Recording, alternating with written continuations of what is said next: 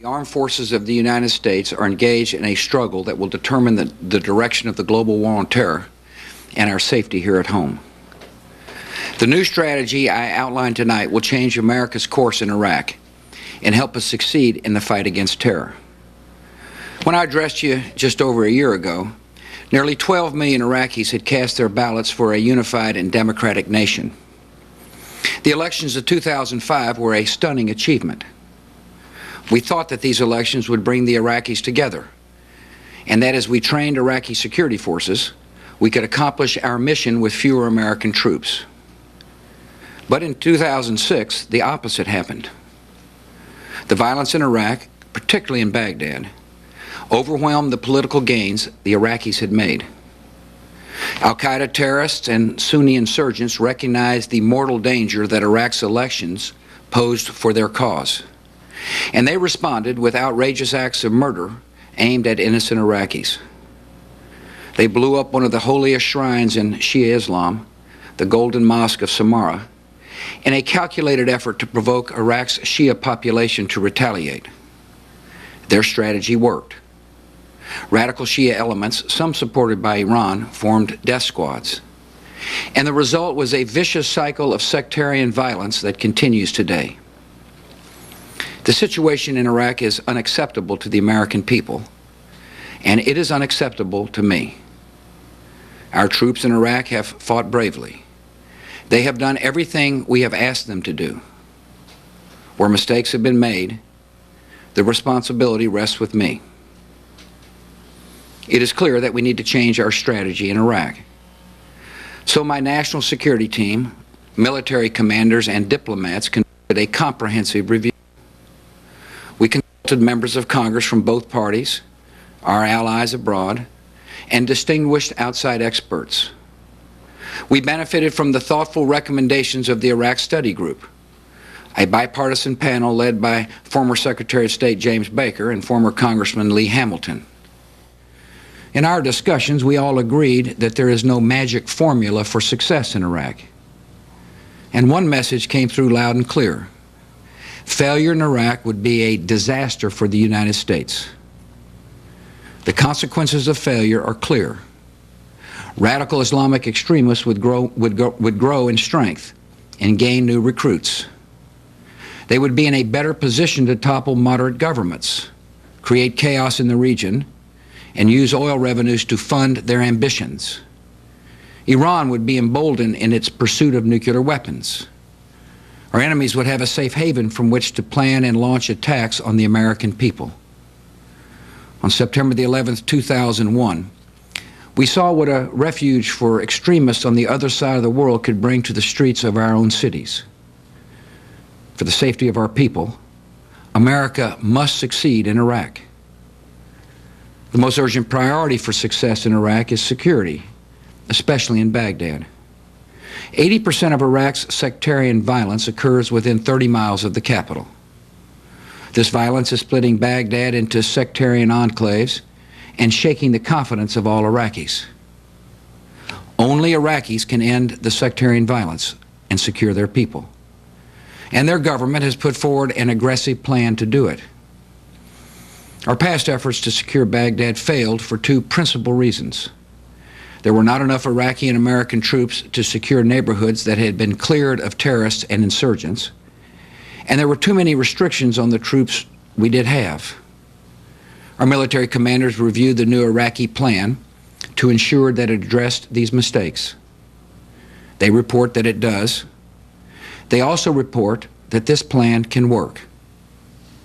Now let me explain the main elements of this effort. The Iraqi government will appoint a military commander and 2 deputy commanders for their capital. The Iraqi government will deploy Iraqi Army and National Police brigades across Baghdad's 9 districts. When these forces are fully deployed, there will be 18 Iraqi Army and National Police brigades committed to this effort, along with local police. These Iraqi forces will operate from local police stations, conducting patrols and setting up checkpoints, and going door to door to gain the trust of Baghdad residents. This is a strong commitment. But for it to succeed, Our commanders say the Iraqis will need our help. So America will change our strategy to help the Iraqis carry out their campaign to put down sectarian violence and bring security to the people of Baghdad. This will require increasing American force levels. So I've committed more than 20,000 additional American troops to Iraq. The vast majority of them, 5 brigades, will be deployed to Baghdad. These troops will work alongside Iraqi units and be embedded in their formations. Our troops will have a well-defined mission to help Iraqis clear and secure neighborhoods, to help them protect the local population, and to help ensure that the Iraqi forces left behind are capable of providing the security that Baghdad needs. Many listening tonight will ask why this effort will succeed when previous operations to secure Baghdad did not. Well, here are the differences. In earlier operations, Iraqi and American forces cleared many neighborhoods of terrorists and insurgents. But when our forces moved on to other targets, the killers returned. This time we will have the force levels we need to hold the areas that have been cleared. In earlier operations, political and sectarian interference prevented Iraqi and American forces from going into neighborhoods that are home to those fueling the sectarian violence.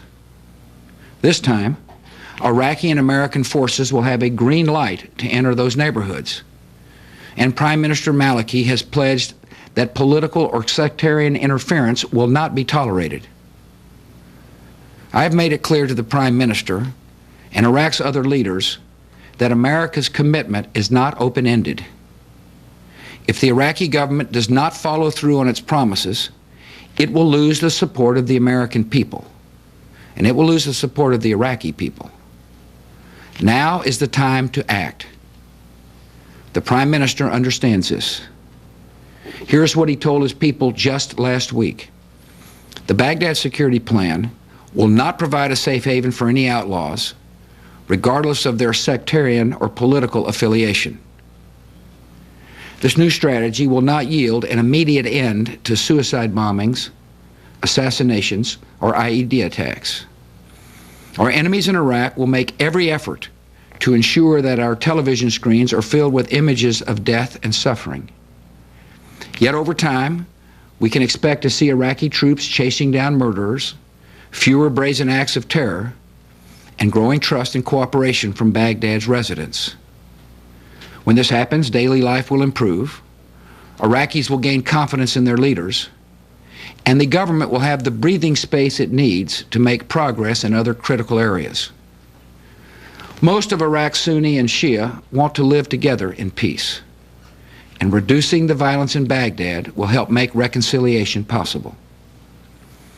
Successful strategy for Iraq goes beyond military operations.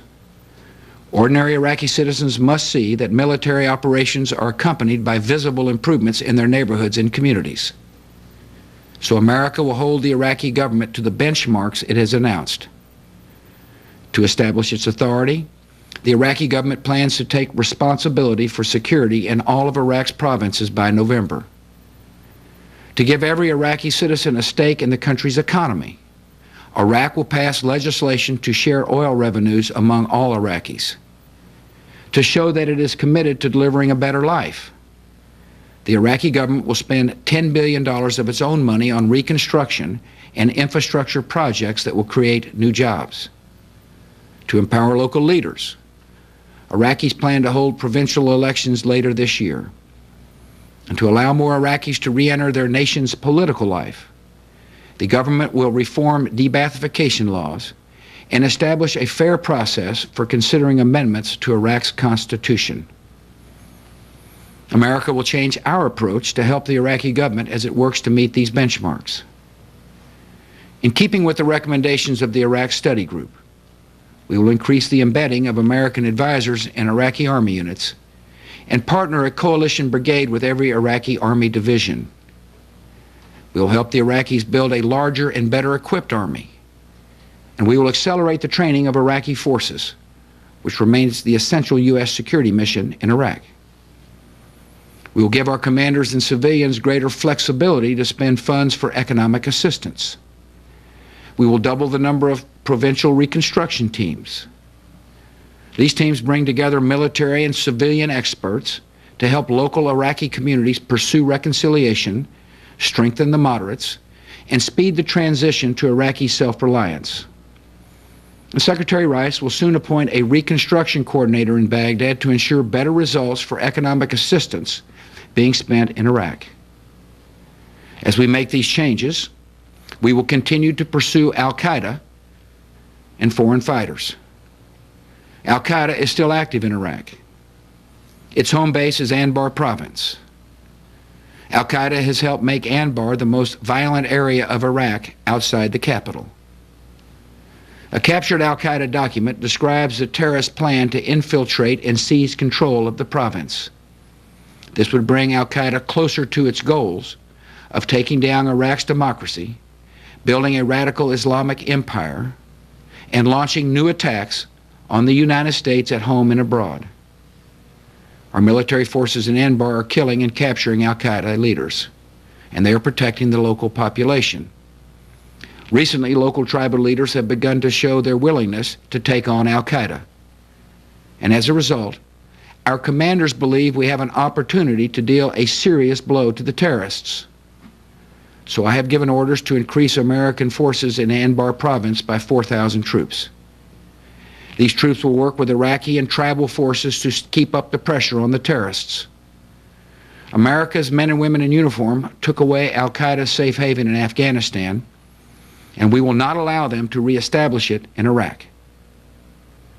Succeeding in Iraq also requires defending its territorial integrity and stabilizing the region in the face of extremist challenges. This begins with addressing Iran and Syria. These two regimes are allowing terrorists and insurgents to use their territory to move in and out of Iraq. Iran is providing material support for attacks on American troops. We will disrupt the attacks on our forces. We will interrupt the flow of support from Iran and Syria. And we will seek out and destroy the networks providing advanced weaponry and training to our enemies in Iraq. We're also taking other steps to bolster the security of Iraq and protect American interests in the Middle East. I recently ordered the deployment of an additional carrier strike group to the region. We will expand intelligence sharing and deploy Patriot air defense systems to reassure our friends and allies. We will work with the governments of Turkey and Iraq to help them resolve problems along their border. And we will work with others to prevent Iran from gaining nuclear weapons and dominating the region. We will use America's full diplomatic resources to rally support for Iraq from nations throughout the Middle East.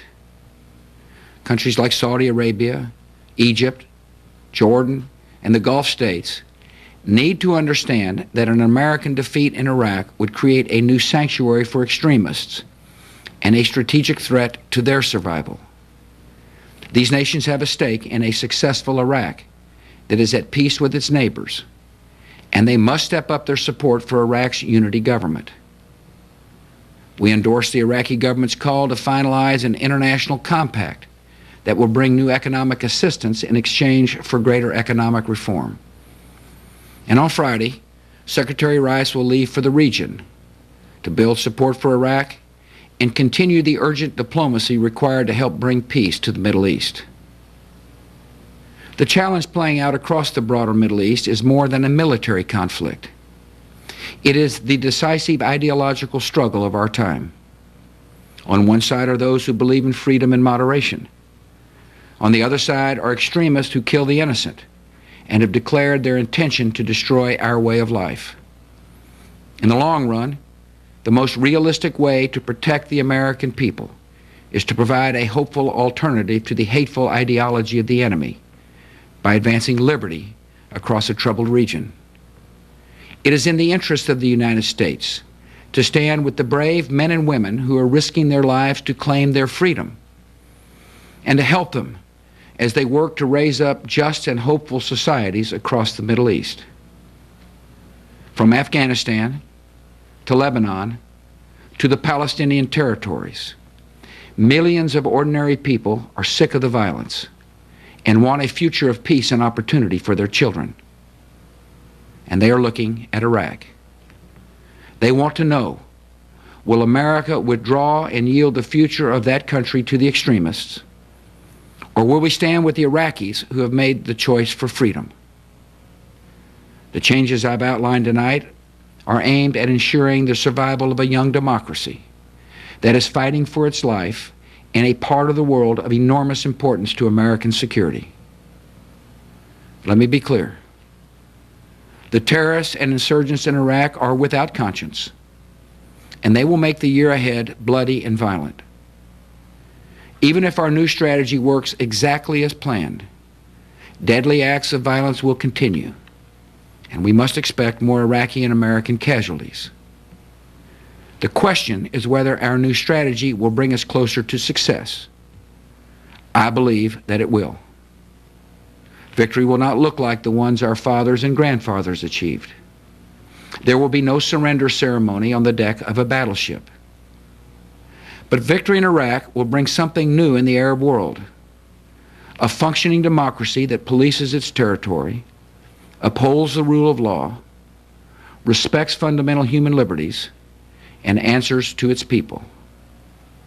A democratic Iraq will not be perfect, but it will be a country that fights terrorists instead of harboring them, and it will help bring a future of peace and security for our children and our grandchildren. This new approach comes after consultations with Congress about the different courses we could take in Iraq. Many are concerned that the Iraqis are becoming too dependent on the United States, and therefore our policy should focus on protecting Iraq's borders and hunting down al-Qaeda. Their solution is to scale back America's efforts in Baghdad or announce the phased withdrawal of our combat forces. We carefully considered these proposals, and we concluded that to step back now would force a collapse of the Iraqi government, tear the country apart, and result in mass killings on an unimaginable scale. Such a scenario would result in our troops being forced to stay in Iraq even longer and confront an enemy that is even more lethal. If we increase our support at this crucial moment and help the Iraqis break the current cycle of violence, we can hasten the day our troops begin coming home. In the days ahead, my national security team will fully brief Congress on our new strategy. If members have improvements that can be made, we will make them. If circumstances change, we will adjust. Honorable people have different views, and they will voice their criticisms. It is fair to hold our views up to scrutiny, and all involved have a responsibility to explain how the path they propose would be more likely to succeed. Acting on the good advice of Senator Joe Lieberman and other key members of Congress, we will form a new bipartisan working group that will help us come together across party lines to win the war on terror. This group will meet regularly with me and my administration. It will help strengthen our relationship with Congress. We can begin by working together to increase the size of the active Army and Marine Corps so that America has the armed forces we need for the 21st century. We also need to examine ways to mobilize talented American civilians to deploy overseas, where they can help build democratic institutions in communities and nations recovering from war and tyranny. In these dangerous times, the United States is blessed to have extraordinary and selfless men and women willing to step forward and defend us. These young Americans understand that our cause in Iraq is noble and necessary, and that the advance of freedom is the calling of our time. They serve far from their families, who make the quiet sacrifices of lonely holidays and empty chairs at the dinner table. They have watched their comrades give their lives to ensure our liberty. We mourn the loss of every fallen American, and we owe it to them to build a future worthy of their sacrifice. Fellow citizens, the year ahead will demand more patience, sacrifice, and resolve. It can be tempting to think that America can put aside the burdens of freedom. Yet times of testing reveal the character of a nation. And throughout our history, Americans have always defied the pessimists and seen our faith in freedom redeemed. Now America is engaged in a new struggle that will set the course for a new century. We can and we will prevail. We go forward with trust that the author of liberty will guide us through these trying hours. Thank you, and good night.